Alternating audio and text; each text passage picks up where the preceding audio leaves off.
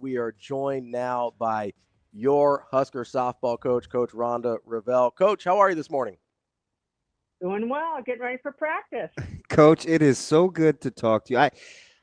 This might be it's only been a handful of times. I'm either just usually giving you a hug and passing or telling you how excited I am for you, man. I appreciate you taking time in crunch time because I know it's not always fun to talk about stuff when you have actual business to do. So we appreciate your time. You're very welcome. Thanks for covering us, and it's exciting to have our fans have something to cheer for, right? Your glass stays half full. And you know this about me. I love listening to you talk about things other than the actual pitching, catching, picking it, Uh, the camaraderie, the chemistry, the competitive stamina, the culture, because it's so often when you can't see it, it's really hard to have it come across as understated. So I always like how you bring it to the forefront of what makes mm, this team unique. Thank you. That's actually the fun stuff. That's the stuff that makes it feel special. That's the stuff that connects us. And like I said earlier in the season, I was asked a question: what would make this season successful? And it that they don't want to take off the jersey. Yeah. Well, the reason people don't want to take off the jersey, you know why people don't want to take off the jersey, is largely because of the feeling, not because of the scoreboard. Mm, Mm, man, that's yeah. that's cutting deep early this morning, Coach. Um, I do often think about some of the challenges of creating that feeling that people don't want to leave, especially when you've got somebody that's just a transcendent superstar like Jordy Bahl, right? I know you've coached a ton of good softball players over your career. Probably not as many, probably not many that have the star power of a Jordy Bahl, especially here locally. Mhm. Is there, I mean, I'm sure it helps because of Jordy's personality and who she is, but is there a challenge of kind of culturally when so much attention gets focused on one person within the locker room? In this case, absolutely not. In fact, I think it's just the reverse, and it is 100% because of who Jordy is. Jordy is so other centered Yeah. Mm, when it comes to being about the team and about one mission, but she's also so invested in herself because she understands.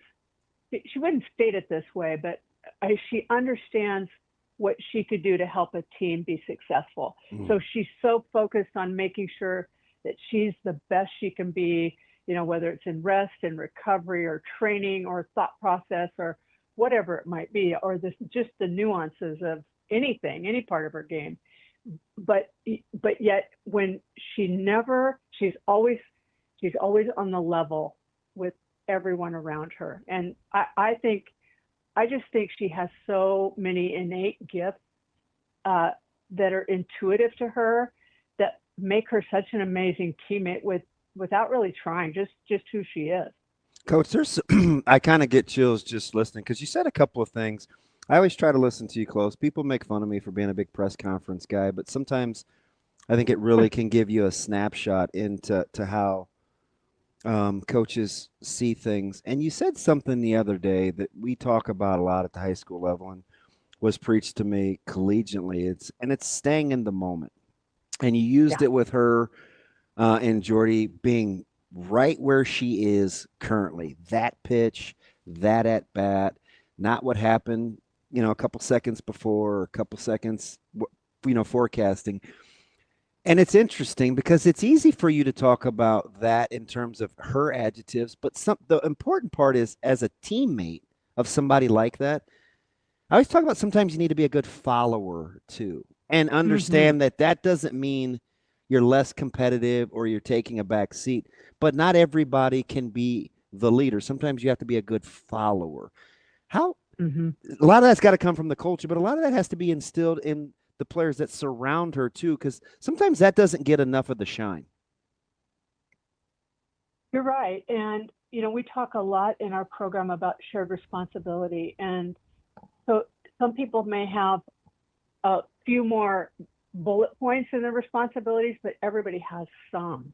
And coming back to Jordy, it's like she was talking, her and Heva Cusack are the first tandem in Nebraska softball to have more than 20 home runs in the same season.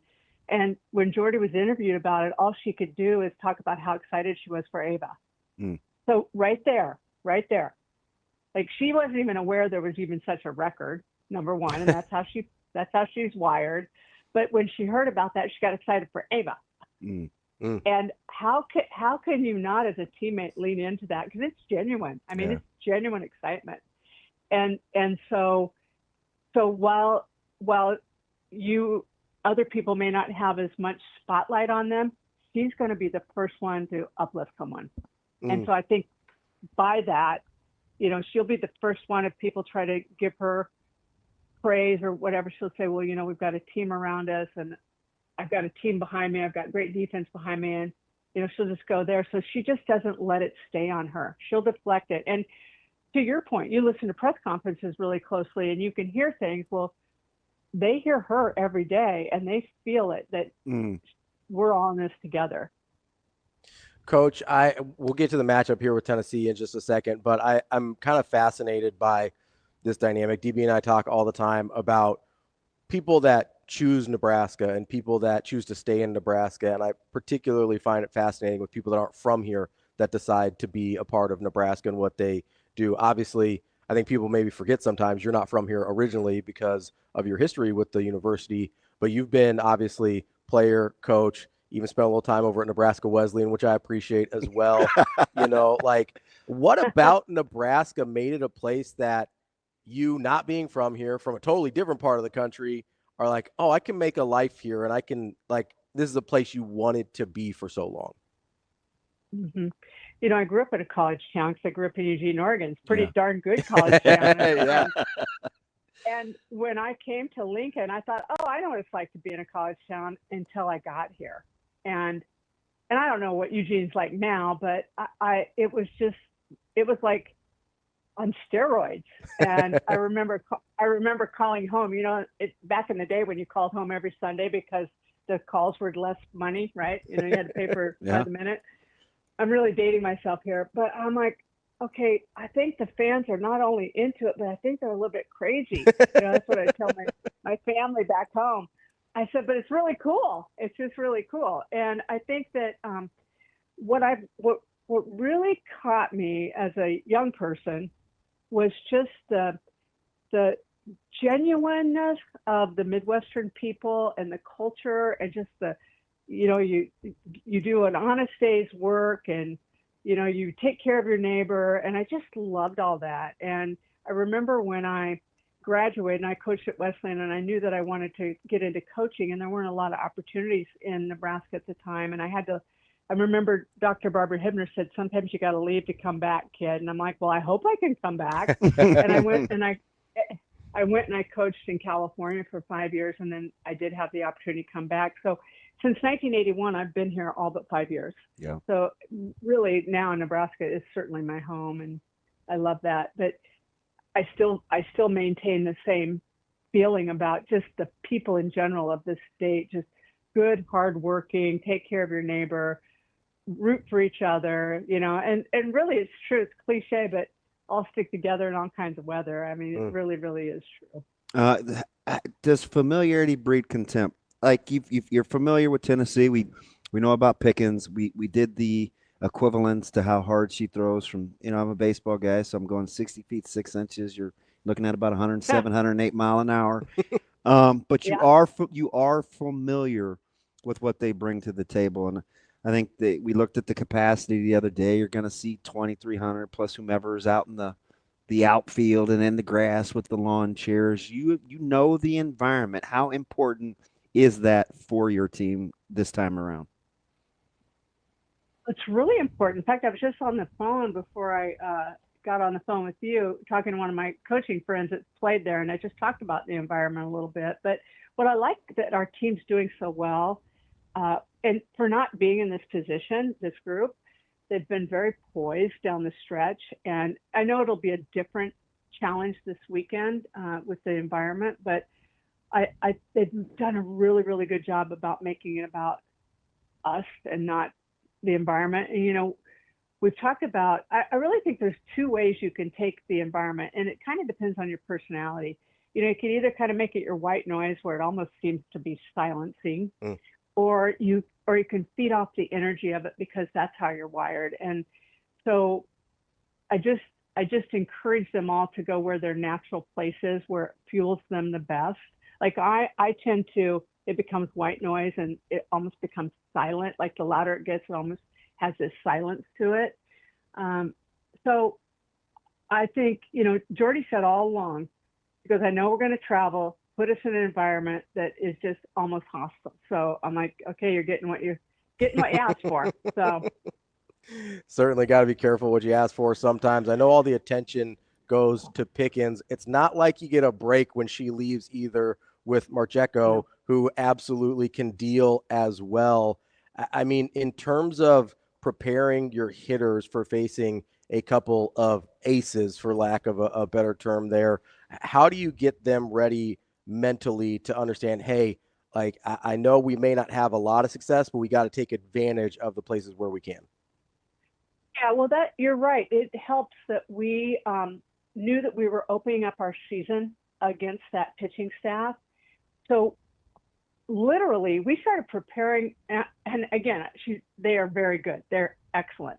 I mean, there's probably not a better staff in the country, honestly, but we started preparing for them in January because they were our first game. So who are you preparing for? You're preparing for your first game. So that's where we feel like, okay, that gives us at least a little familiarity. And the fact that we actually have seen her and we saw her at night, and at night, the ball, that 75 probably feels like it's 80. And so I just think that there's no doubt that there's going to be a challenge. There's no doubt that there's going to be some swings and misses. There's no doubt that there's going to be some strikeouts.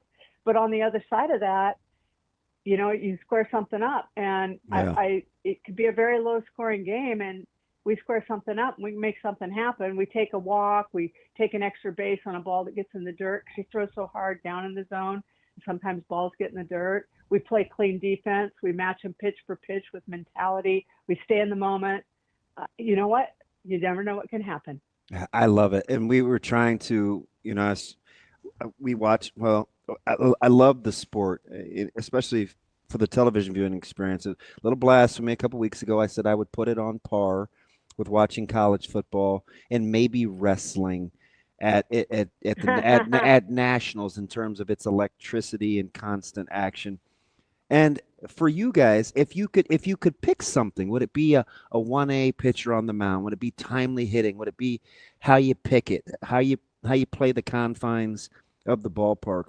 What's something that we're not talking enough about that you want your team to do well that may be flying under the radar?